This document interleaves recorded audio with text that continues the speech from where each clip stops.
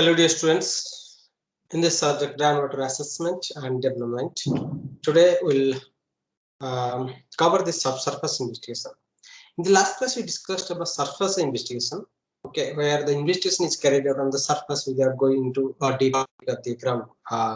Okay, but here in the drilling is carried out and have to go into the deep, into the ground, into the soil, to investigate this groundwater, about the soil profile, about the groundwater, about the porosity. Okay, everything is carried out in this method. And this test drilling, basically the test drilling and the geophysical logging are the two main methods of this subsurface investigation. And geologic logging is one type of this test drilling, and resistivity logging is one type of geophysical logging. Okay, so this is conducted by person or group of person on the earth's surface who operate the equipments or instruments extending underground through a borehole, which provide direct access to subsurface formation and groundwater. Means when a borehole is created and it gives direct access to subsurface formation, means the soil, different soil types, porosity, about the groundwater, about the not only quantity but also quality. Okay, there are the methods. Test drilling, geophysical logging is one type of this test drilling. Another is borehole sensing. Okay, it is also called television logging. Another is geophysical logging. Okay, so in your syllabus, the geologic logging and this is geophysical logging that we'll discuss. Test drilling. First, let's come to this test drilling. It actually gives information regarding subsurface formation in vertical line from the ground surface. Along the vertical line from the ground surface, it gives detailed information. The borehole sensing provides, and the second method, it actually provides more detailed information about the borehole, geologic strata, and well casing and scale. Everything it gives the information. On the other hand, geophysical logging technique provide information on physical properties of subsurface formation, groundwater quality, and well construction. Okay, so there are three types. This drilling a small diameter hole in this test drilling. In the test drilling, a small diameter hole is actually created, and it is to know this geologic and groundwater conditions at a particular location is called test drilling, and their diameter is usually 1 inch to 1.5 inch. Okay, diameter. During the test drilling, geologic samples are collected. Geologic samples are collected at regular depth intervals, and air-dried samples are subject to sieve analysis for determining the proportion of sand, silt, clay, and gravel in the geologic sample. Such information is presented in a geographical and physical manner as a function of depth at a given location is known as well log or borehole log or geologic log of that site. Here one example is given. This is, you can say, geologic log. Geologic log means in the particular direction to the ground surface along the depth, at different depth, the different soil types are actually, by doing the sieve analysis, the different soil types are actually, it is estimated. Okay, so the sample is collected and then sieve analysis is carried out, and then the soil types are determined. Let's say 0 to 1 example. This is just one example. 0 to 1 moram soil and 1 to 2 pore soil with moram, sand with moram. 2 to 4 meter medium to fine sand. For different depth, the different soil types is actually found. So this is called geologic log. This is called geologic log. The borehole logs provide the information of variation of subsurface materials and thickness, availability, and type of aquifer, type of other layers. Okay, it gives type of soil, and it will give the thickness of that particular soil, and availability and the type of aquifers. Okay, that also can be determined. So if the test drilling proves fruitful, if it is success, okay, then it is re-drilled to a larger diameter. It makes a re-drilled to a larger diameter to form a pumping well. Like pumping test is done, pumping test is carried out. That pumping well means that test drilling is converted to an pumping well so that it can be useful for other purposes. Okay, the test wells created by test drilling also serve as observation wells, also monitoring wells. Monitoring wells means the groundwater levels are measured frequently in measure groundwater levels, taking groundwater samples and for conducting pumping test. Pumping test can be carried out. Groundwater samples can be taken to measure the quality, to assess the quality, and to measure the groundwater levels, at regular intervals. Although any well drilling methods are there, means for construction of that drilling, for that bore well of for drilling, actually this cable tool drilling is used, or the hydraulic rotary method are mostly used. Okay, so this is about test drilling. Next is geophysical logging. In the geophysical logging, what sensing device is actually, it is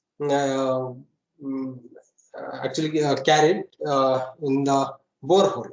Sensing device is carried in the borehole, and recorded. The physical parameters are recorded, and that physical parameters are actually interpreted in terms of subsurface formation characteristics, groundwater quantity, quality, and movement, or the physical structure of the borehole.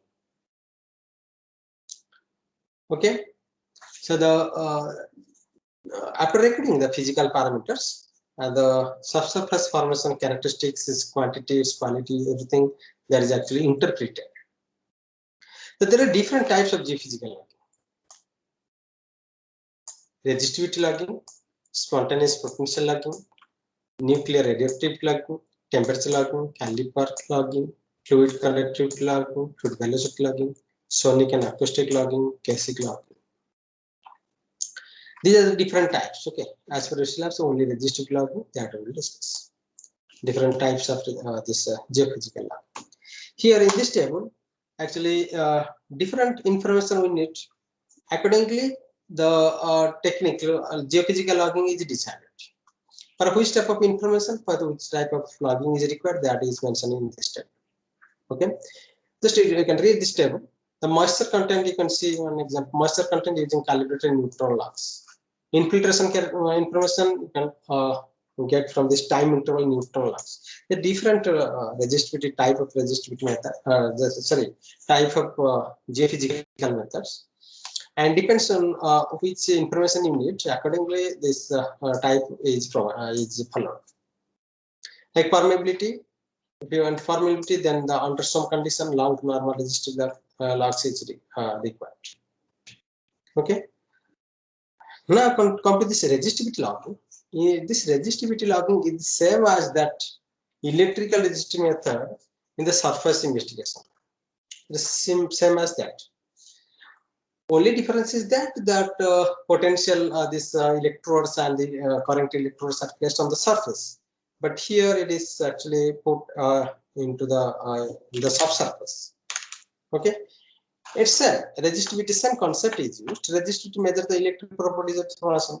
Resistivity is measured as R in ohm meter. Resistivity is the inverse of conductivity. Means through the rock or the water has more conductivity. Rock has least conductivity. Whereas the resistivity means which resists the flow of current. So resistivity of water is very low, but rocky soil it is more. So the ability to conduct electric current depends upon the volume of water, temperature of the formation, salinity of the formation. Salinity also a factor, which actually means the current can pass easily in the saline soil. You can see this boreholes, the formations. Different formations are there. Radial distance from center of the borehole. From the radial distance from center of the borehole, resistivity. Okay, so resistivity can be plotted, and from that the groundwater can be accessed. This actually measures the ability of rocks to conduct electrical current, and are scaled in units of meter. Okay, resistive logs and electric logs which are used to determine hydrocarbon versus water bearing zones, indicate permeability zones, determine resistivity, porosity. Okay, you can see this caliper. This is the actually resistivity. You can see this figure, and here our resistivity is changing at a different depth. It is changing. Resistivity of hardened materials, if you see, it is actually rock material. Rock, it is highest. Resistivity is more, but conductivity is less. And in the salt water, conductivity is highest. Resistivity is lowest. But the freshwater conductivity is less compared to the salt water. Okay, and resistivity is little more than this salt water.